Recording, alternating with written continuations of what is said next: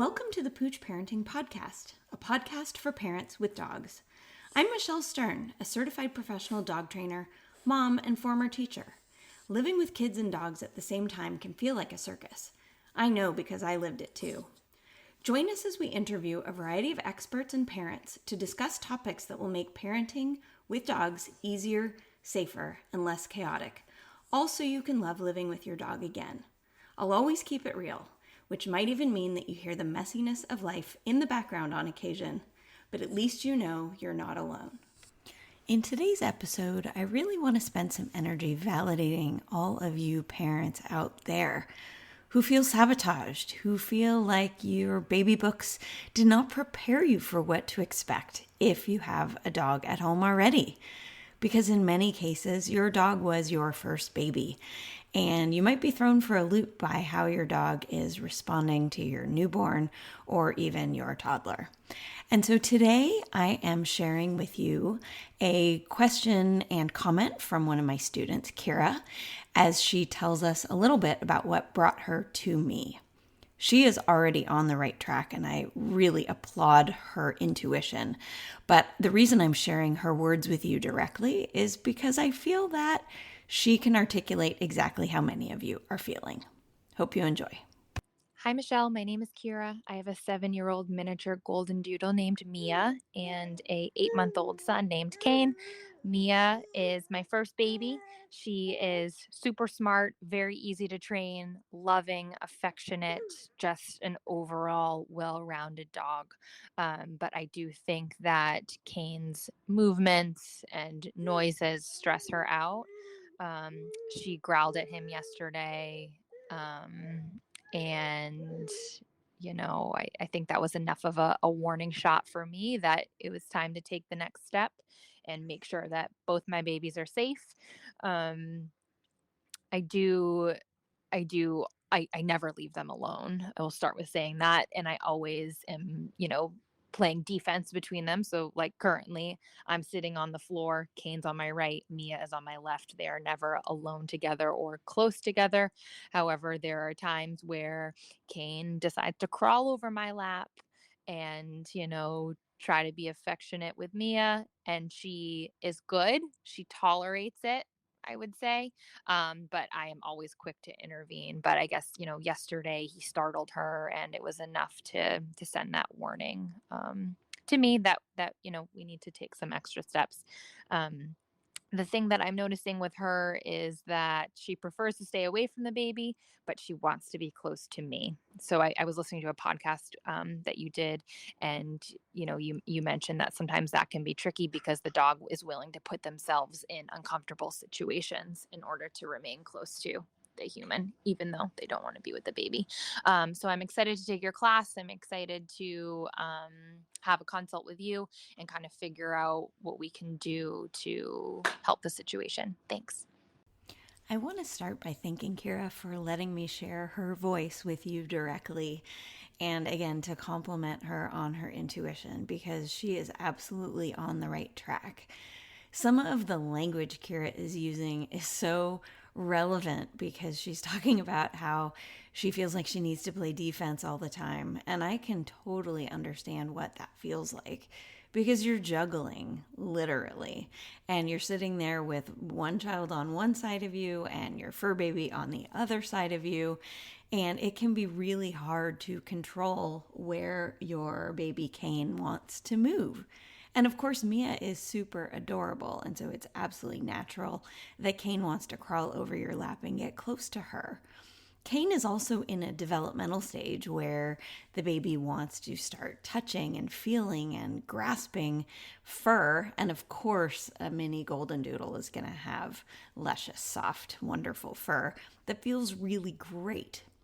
So I would actually start with possibly some stuffed animals or other objects that we can try to use to draw Kane's attention away from Mia and onto something that is more appropriate. So that if Kane grabs or pinches by accident or wants to touch the eyeballs of the stuffed animal, nobody's going to get hurt in the process. And being able to redirect is often a ninja parenting trick that we learn while we're in the trenches. So this is one simple example of a way that we can run that defense as we are working with our kids and dogs at the same time.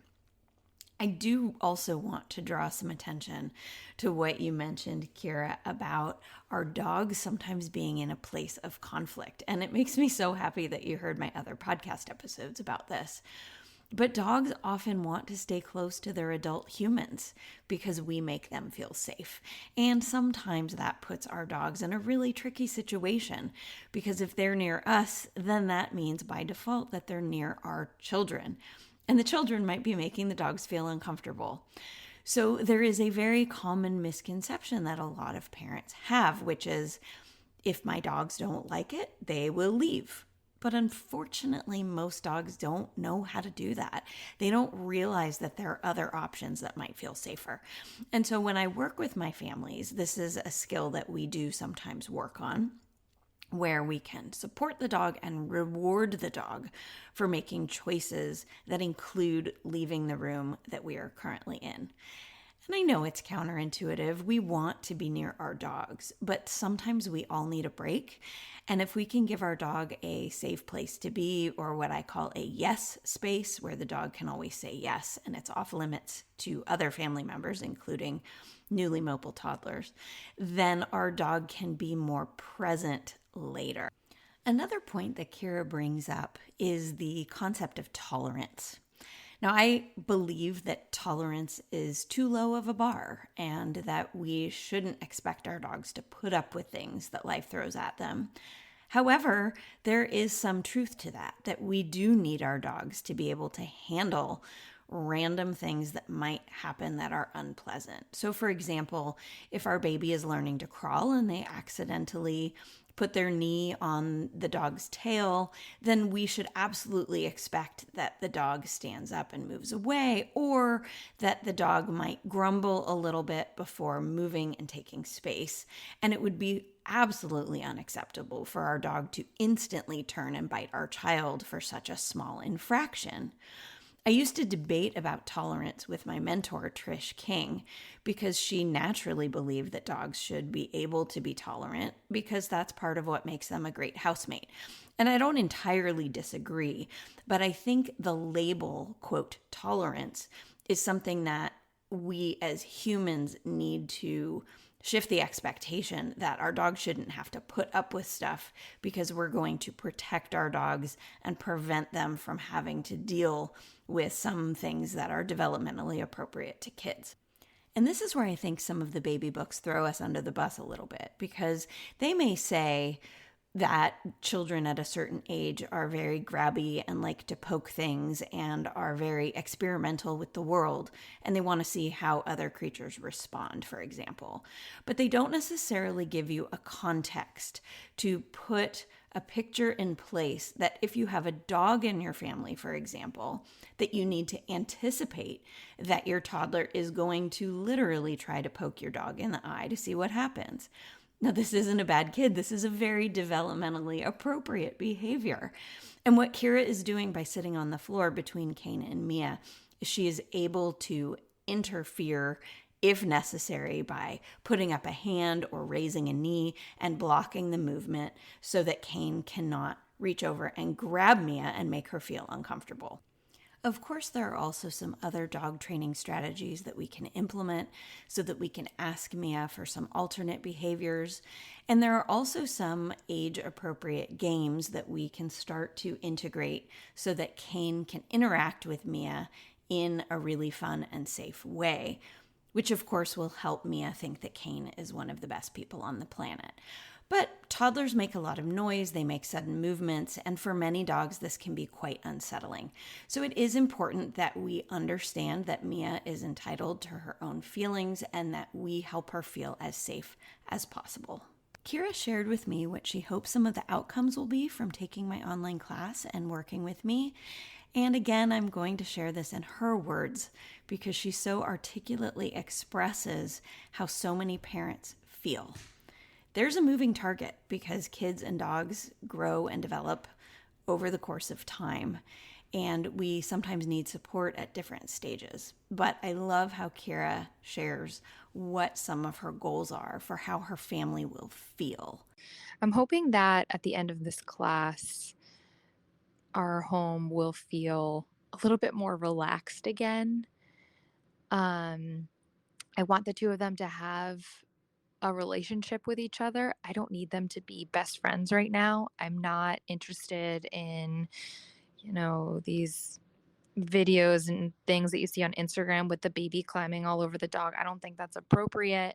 And that's not what I'm looking for, but I think I would like some maybe like parallel play between the two of them. Kane is sitting playing with his toys.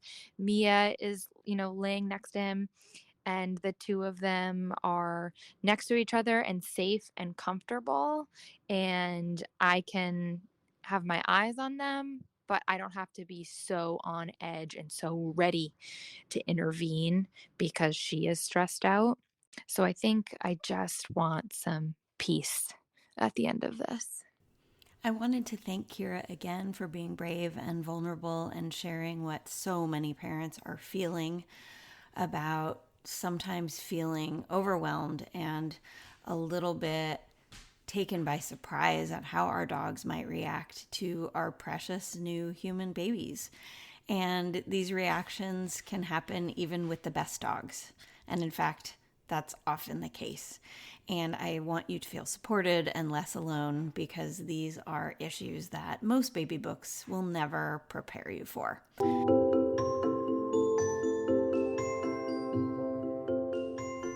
Thank you for listening to the Pooch Parenting Podcast.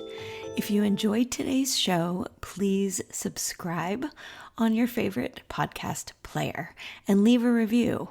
But even better yet, tell a friend. Are you in some moms groups, perhaps? Or maybe you're friendly with your pediatrician.